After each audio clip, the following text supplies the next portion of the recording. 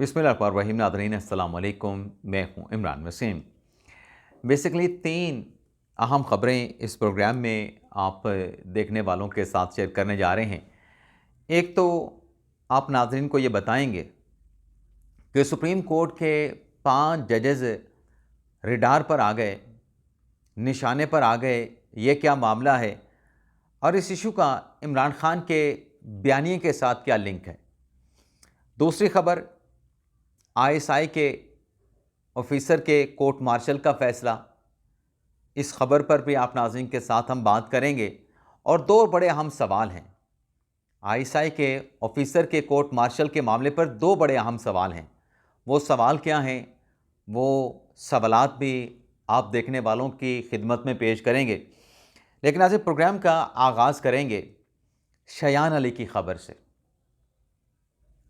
मामला नाज़रीन ये है कि साबिक चीफ जस्टिस काजी फ़ाइज़ लंदन जाते हैं। मिडलटन यूनिवर्सिटी में उनके एजाज़ में तकरीब होती है और उस तकरीब से जब वापस आते हैं तो साबिक चीफ जस्टिस काजी फ़ाइज़ और उनकी अहलिया जो पाकिस्तान हाई कमीशन की गाड़ी में सवार होकर मिडलटन यूनिवर्सिटी से वापस रवाना हो रहे होते हैं, उस गेट से जो कि गाड़ियों के आने का और जाने का रास्ता है, वहाँ पर जो हंगामा, वहाँ पर जो एहतजाज के नाम पे बदतमीज़ी और पाकिस्तानी हाई कमीशन की गाड़ी को जिस तरीके से पीटा गया, उस पर हमला किया गया, उस पर नाज़रीन क्या हुआ।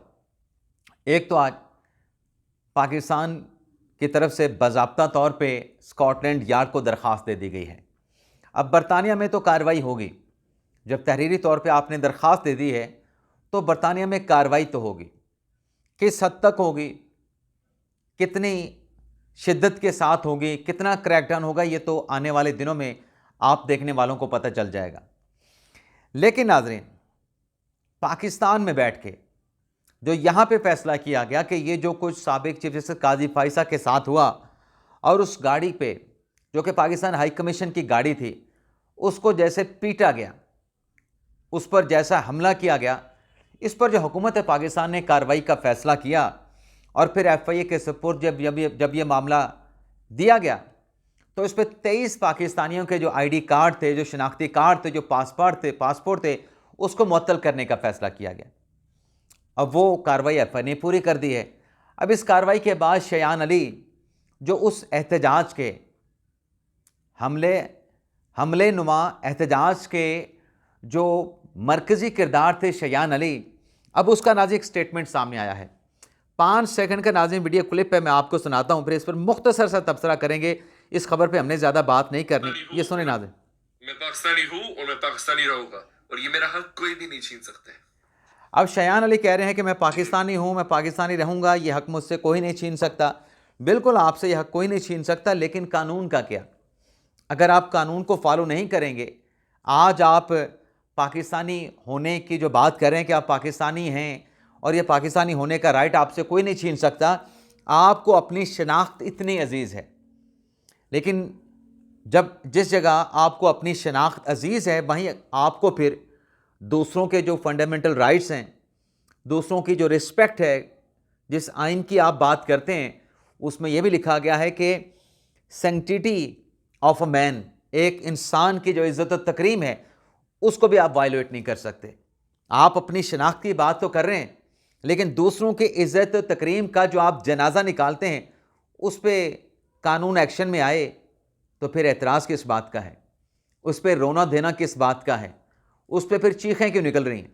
अगर आपने ये सब कुछ करना है तो फिर इसके नताइज भी होंगे, फिर वो नताइज आपको फेस भी करना पड़ेंगे। मैं इस बात पे खुश नहीं कि आपकी आईडी, आपकी शनाख्त वापस ले ली गई है, लेकिन बैठ के सोचें तो सही कि ये सब कुछ क्यों हुआ।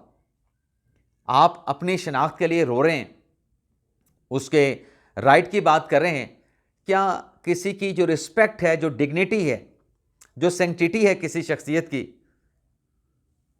उस पर फिर आप क्यों बात नहीं करते? उसकी वायलेशन क्यों करते हैं? उस पर कंप्रोमाइज़ क्यों करते हैं? यानी आपके अपने बुनियादी हकूक़ तो बड़े मुकद्दम हैं, दूसरों के बुनियादी हकूक़ वो चाहे भाड़ में जाएं। वो पंजाबी में भी कहते हैं कि तुम्हारा कुत्ता कुत्ता तो मेरा, मतलब तुम्हारा कुत्ता टॉमी और मेरा कुत्ता कुत्ता, तो ये ऐसा नहीं हो सकता। ये मीठा मीठा हप हप और कड़वा कड़वा थू थू नहीं हो सकता। तो ये पाकिस्तान से बैठ के कार्रवाई की गई और चीखें कहाँ पे निकली हैं? लंदन में, शयान अली की। अब नाज़रीन आ जाते हैं, वैसे नाज़रीन जाने से पहले, इस खबर को छोड़ने से पहले, एक 3 सत्रों की मुख्तसर सी खबर अभी मैंने चूँकि कागज़ उठाया तो मेरे जहन में आ गया। आइनी बेंचेस का रोस्टर जारी कर दिया गया है। 9:30 बजे 14 और 15 नवंबर को आइनी बेंच है जो कि 6 रुकनी है, आइनी मुकदमात की समाअत करेगा। और जो कंपोजिशन बनी है, यानी सेनेटी के एतबार से जो कंपोजिशन 6 रुकनी बेंच की बनी है, अमीनुद्दीन खान साहब सरबराह, जैसे जमाल खान मंदोखेल साहब, जैसे मोहम्मद अली मदर साहब, जैसे हसन अजहर रिजवी साहब, जैसे मुसरत हिलाली साहबा और जैसे नईम अख्तर अफगान जो हैं 6 रुकनी बेंच में शामिल हैं। अब आ जाते हैं नाज़रीन ISI के ऑफिसर का कोर्ट मार्शल का फैसला। इस मामले को नाज़रीन मैं कनेक्ट कर रहा हूँ जो एस्टेब्लिशमेंट ने जनरल फैज़ हमीद के कोर्ट मार्शल करने का फैसला किया, और इसी मामले पर फिर मेरे 2 सवालात भी हैं। लेकिन नाज़रीन डिटेल ये है इस मामले का कि आज जो PTI के 5 रहनुमा गिरफ्तार किए गए सेक्शन 144 की खिलाफ वर्जी पे, मेरे ख्याल से बोंडा केस, अभी तक की तो ये इतलात है कि सेक्शन 144 की खिलाफ वर्जी पे गिरफ्तार करके छोड़ दिया गया। लेकिन इस अरेस्ट के बाद जो PTI के रहनुमाओं ने प्रेस कॉन्फ्रेंस की, उससे नाज़रीन सवालात जन्म लेते हैं, जिन 2 सवालात का मैं जिक्र कर रहा हूँ। अब PTI के रहनुमाओं ने जो प्रेस कॉन्फ्रेंस की, उसमें एक तो उन्होंने मुतालबा किया कि जो IG पंजाब हैं और IG जेल खाना जात हैं और जो सेक्रेटरी दाखिला हैं पंजाब के, उनको बरतरफ किया जाए। करें आप ये मुतालबा, करें आप ये मुतालबा, आपका दिल करता है ज़रूर करें। लेकिन आगे चल के कहते हैं कि ISI के कर्नल के खिलाफ ही जो अडयाला जेल को कंट्रोल करता है उसका कोर्ट मार्शल होना चाहिए। क्यों जनाब, किस लिए कोर्ट मार्शल होना चाहिए? ज़रा एक सवाल जो उठ रहा है उस सवाल का जवाब तो देते जाएं। अब वो सवाल क्या है ना, जो सवाल पे आने से पहले एक और बात भी कही गई PTI के रहनुमाओं की तरफ से प्रेस कॉन्फ्रेंस में कि हम पार्लियामेंट का इजलास भी रिक्वेस्ट करेंगे और चीफ जस्टिस को भी इस मामले पर, चीफ जस्टिस सुप्रीम कोर्ट को भी इस मामले पर हम ख़त लिखेंगे। दूसरा सवाल यह है कि चीफ जस्टिस याही अफरीदी को ख़त क्यों लिखेंगे? कहानी नाज़रीन शायद आपको समझ आए, या हो सकता है समझ आ चुकी हो, लेकिन मैं फिर भी आसान करके आपको समझाता हूँ। ये जो चीफ जस्टिस सुप्रीम कोर्ट से रब्ते की बात की गई, इनको तमाम तर दरख्वास्तों पर रिलीफ जो है इस्लामाबाद हाई कोर्ट से मिल रहा है। मुलाकातों का हो, जिस किस्म का मामला हो, सियासी गुफ्तगू का हो, खान साहब को डंबल फराहम करने हो, खान साहब को साइकिल फराहम करना हो, खान साहब को मुर्ग मुसल्लम, देसी घी के मटन, चुकंदर के जूस, नारियल के तेल की मालिश, इस तरह की सहूलतें ये तमाम मैसर हैं इस्लामाबाद हाई कोर्ट या उसके नीचे जो सबऑर्डिनेट अदलिया है वहाँ से मिल रही हैं। ये डायरेक्ट सुप्रीम कोर्ट के चीफ जस्टिस तक क्यों जाना चाहते हैं? उसकी वजह नाज़रीन मैं आपको बताता रहता हूँ कि इस तरह की दरख्वास्तें दे के, इस तरह के लेटर लिख के मकसद ये है कि याही अफरीदी साहब को प्रेशर में लेके आना है, उन पर दबाव बढ़ाना है। और ये कोशिशें पाकिस्तान तहरीक इंसाफ वाले कादी फायसा के ख़िलाफ़ भी करते रहे। कादी फायसा साहब के पीछे अगर चले जाएं तो अब पाकिस्तान तहरीक इंसाफ की कोई परेशानी नहीं थी। बंदियाल साहब थे, गुलजार साहब थे, खोसा साहब थे, साकिब निसार साहब थे, तहरीक इंसाफ की कोई परेशानी नहीं थी। कोई मसला होता था, रेफरेंस आ जाता था, कोई मसला होता था, फिर दूसरा रेफरेंस आ जाता था। या हुकूमत कहती थी फ़लाँ को गिरफ्तार कर लो, फ़लाँ के ख़िलाफ़ ये होना चाहिए, तो सुप्रीम कोर्ट से कोई कार्रवाई इनिशिएट हो जाती थी। ये कोई ढका छुपा नहीं। अब ये एक तो जो मैंने सवाल उठाया कि ये जो कह रहे हैं कि सुप्रीम कोर्ट को ख़त लिखेंगे, भी क्यों लिखेंगे, सवाल ही है, उसका मकसद वो मैंने आपको बता दिया। दूसरा कहते हैं कि ISI के कर्नल वो जो अडयाला जेल को कंट्रोल करते हैं, भाई ISI के कर्नल का अडयाला जेल से क्या ताल्लुक़ है? कोई ताल्लुक़ वास्ता है नहीं। चलें, आप कहते हैं ताल्लुक़ वास्ता, इसको मान भी लेते हैं। आप कोर्ट मार्शल का मुतालबा किस तरीके से कर रहे हैं?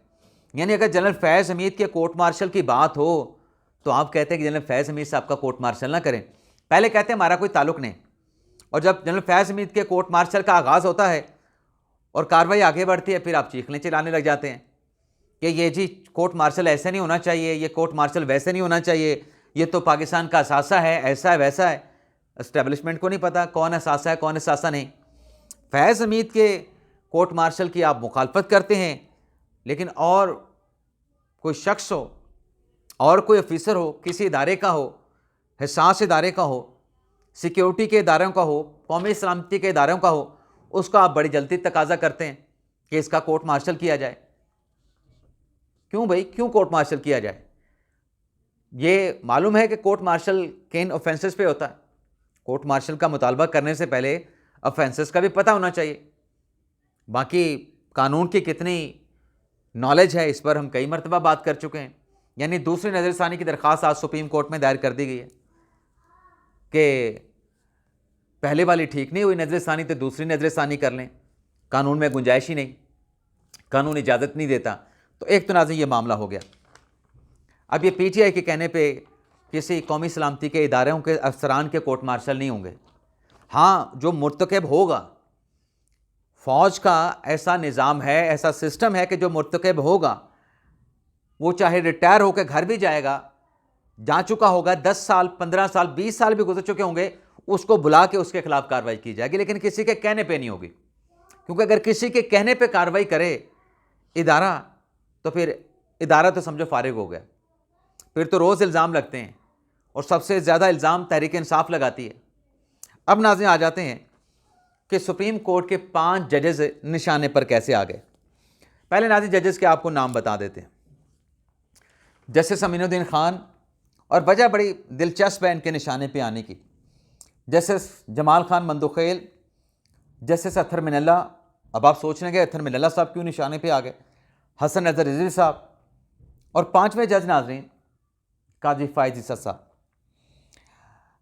अब नाज़रीन मामला क्या है? मामले पे आने से पहले मैं एक कुछ और चीज़ भी सुन रहा हूँ सोशल मीडिया पे कि ये कॉन्स्टिट्यूशन बेंचेस के लिए हुकूमत ने अपने मनपसंद जजेस मुंतखब किए हैं। उधर मेरे साथ आके बैठे हैं ब्लॉक में और बताएं कैसे मनपसंद जजेस कॉन्स्टिट्यूशन बेंचेस के लिए हुकूमत ने मुंतखब किए हैं। जस्टिस आयशा मलिक साहबा, जस्टिस मोहम्मद अली मज़हर, जस्टिस हसन नज़र रिजवी। ये 3 वो जजेस हैं जो मखसूस नशिस्तों का फ़ैसला देने वाले अक्सरियती जजेस में शामिल थे। इन्हें आप कैसे हुकूमत के मनपसंद जजेस कह रहे हैं? मतलब आपकी नज़र में अगर हुकूमत के कोई मनपसंद जजेस हैं तो वो हुकूमत के हक़ में फ़ैसला देंगे। आयशा मलिक साहबा ने, मोहम्मद अली मज़हर साहब ने, हसन रिजवी साहब ने तो हुकूमत के हक़ में कोई फ़ैसला नहीं दिया, बल्कि उस मखसूस नशिस्तों के फ़ैसलों के बाद तो 26वीं आईनी तरमीम हो गई। तो हक़ाइक़ पे बात करें। अवाम को क्यों आप गुमराह करते हैं? जो इस किस्म की बात करें कि अपनी मर्ज़ी के, मन मर्ज़ी के मनपसंद जजेस लगा रहे हैं, तो ऐसा प्रोपेगेंडा ये दरअसल जजेस को के ऊपर इल्ज़ाम और जजेस को बदनाम करने के मुतरादिफ है। आप जजेस के साथ जितना मर्ज़ी इख्तलाफ करें, लेकिन जजेस की तज़हीक और जजेस के ख़िलाफ़ प्रोपेगेंडा या इल्ज़ाम लगाना ये मेरे ख्याल से मुनासिब नहीं। आप इख्तलाफ करें उनके फ़ैसलों के साथ, उनके चले कंडक्ट के साथ भी इख्तलाफ कर लें, लेकिन इस बात की इजाज़त नहीं हो सकती।